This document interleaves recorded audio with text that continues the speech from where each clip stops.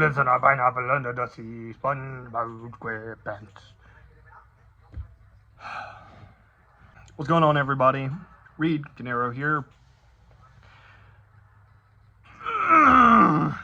And today I'm going to be doing a review of the Spongebob SquarePants The Yellow Album. Now, if you're not familiar with who Spongebob SquarePants is, he is a happy yellow sea sponge who lives in a pineapple under the sea. He works at the Krusty Krab and loves making burgers for Mr. Krabs, even though Mr. Krabs has proven before to be nothing more of a cheapskate crab. SpongeBob sees right through it. He sees the good in everybody, whether that's with his best friend Patrick, who's a sea star, or with Plankton, who is the antagonist of Bikini Bottom, and to no one's surprise, he also is a plankton. He's friendly, energetic, and always tries to help others, even if it causes trouble. Because SpongeBob doesn't really know that he's causing trouble. But aside from being a very happy-go-lucky pineapple, now aside from being such a happy-go-lucky sponge, he apparently also has an album out. And we're going to review it. Then we start the album off on a safe note, just starting with the theme song. That's a good pick, really good pick. At the beginning of every episode, you have the theme song to get you ready for the episode, so I don't see a reason on having the theme song open up for the album. I think it works out perfectly. And then we go into Sweet Victory, which genuinely, all jokes aside, is such a powerful track, such a powerful song. How is it the second song on here? I mean, this song just holds just so much importance. It's the best we've ever heard SpongeBob on any song, and just knowing that SpongeBob and the crew put together this performance to really help Squidward, but also to knock Squilliam down back to earth, humbling him, giving him a nice humbling experience. You just have to just enjoy it. Next we have Ripped Pants, which is just a nice little jingle about ripping pants and how it's bringing down SpongeBob's self-esteem. SpongeBob sounds pretty good on here too, not as good as on Sweet Victory, but pretty nice song. Pretty nice song. And then we do, unfortunately, get to the first, I would say, dud of the track list. I mean, spoiler, there's going to be a little bit more. This album's not perfect by any means, but we have Doing the Sponge. It's nostalgic, yes. Really, like, let you know, SpongeBob has a dance to get the highs, and it works out. You remember, Tall, Tan, and Handsome was trying to get back with, Pearl. Pearl was infatuated with the sponge. And yeah, it's a good song. It's very nostalgic. I just don't see myself really playing it. It's really short. The runtime's really not there. It's just a jingle, and I don't think you need to look too much past that. Then we get to He's Flying, which I think is one of the more underrated cuts on the whole entire record. It's an uplifting song of SpongeBob having this ability to fly and be able to help people out even more. Whether it's getting Mrs. Puff's snail out of a tree, or all the way whenever Plankton's stuck in kelp. You know, no matter on who the character itself is, SpongeBob's there to help. And now that he can fly, he's just able to help a lot more, which just shows his character. Shows his character. And then I get to Gary's song. I need to focus. Which, this thing's just so sad. A huge turn in pace, in mood, whole turning and everything. A very heartfelt song on wanting Gary to come back. SpongeBob neglected him over the paddleball game, and he acknowledges his ignorance. And he's very sympathetic and is just sorry and is doing anything to have Gary back. More than a pet, you're my best friend. It hits every time. If you have a pet, Drop your pet's name down below. Oh, it's so powerful. And we do also get to another, I would say, kind of trend that we are getting with his album is an inconsistency kind of pacing.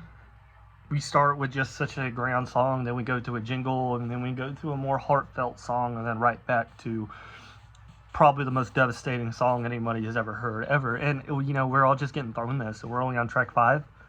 But we'll just continue. We will just continue with it. And then we get Sweater Song, which comes next, and it's just a 37-second jingle, just a nice little mode. But my issue with the song is the reason that this song was made. It brings... Okay, SpongeBob is a fry cook, right? The only reason that he is as loved, aside from his character, is being a fry cook and feeding the people of Bikini Bottom. Just because he saw the commercial that made him brainwashed into thinking that he was popular. He was thinking he could do all this stuff. We have a restaurant full of very hungry people. Why do you think you can sing? That's not what the people are here for. That's not what the people are wanting. So just knowing all of that definitely just brings the morality of the song down. You are not a singer, SpongeBob. You are a fry cook. Please just do what you do best.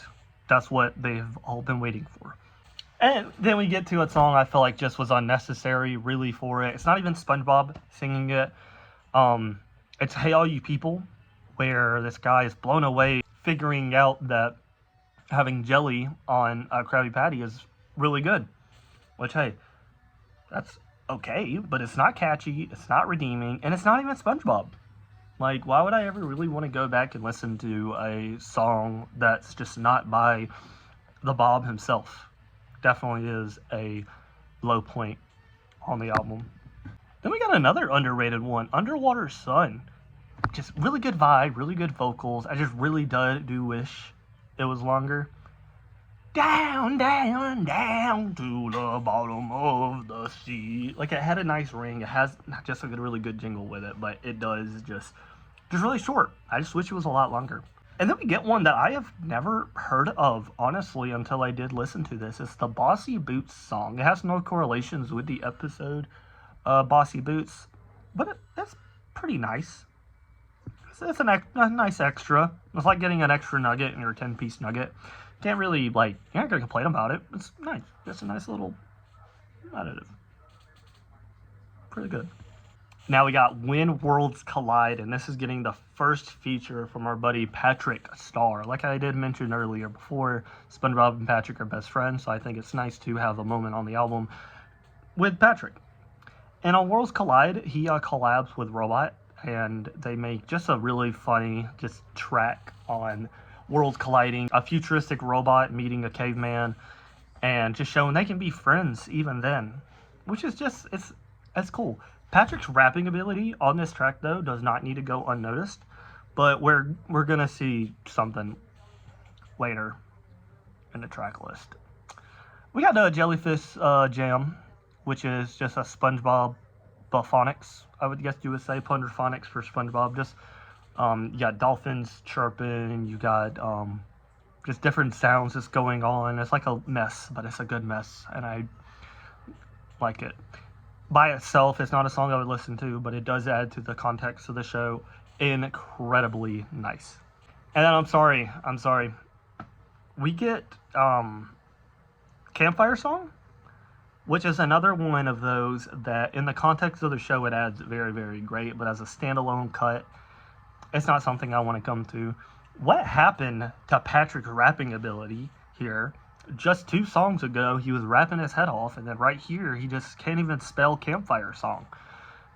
Like, the inconsistency does quickly show with Patrick here. But other than that, it's just a really nice jingle. It does add so nice to the episode itself. And then we get Stadium Rave, and bro, Stadium Rave's a fucking banger.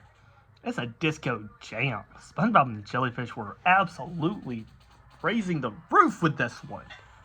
Even though Squidward wanted to stop, but that's not surprising whenever you know the context of who Squidward is and just kind of him in general.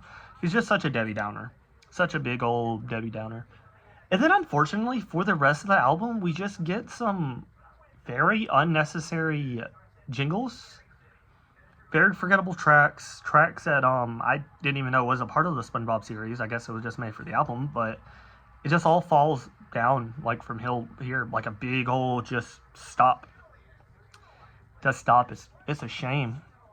Very like just uneventful, non impactful, and it just takes up just a whole bunch of time that I feel like we really didn't need to have here. I mean, when you think about it, we didn't have no fun song on this record, no Goofy Goober rock, no idiot song, which is the under one, and you could have added Ocean Man, one of the greatest child child movie songs ever. You could have added Ocean Man, absolute banger. Every time anyone listens to it, they're just so much happier. But they could have added it on here. So all in all, there are definitely some highlights at the beginning of the record, and then you got a couple stuff sprinkled through the middle, but then you're at the end and it is just bad. Very forgettable, non-memorable whatsoever. Just falls on his face. I'm feeling a low to mid 6 on this one, sadly. Pains me to have it this low, but I can't acknowledge. Now, also you have to consider it's more or less a compilation, not really an album. Not too much thought went into it, but to just add just some SpongeBob tracks, get in an album. But I don't review compilations, I review albums, and that's exactly how I dove into it and looked at it. But yeah.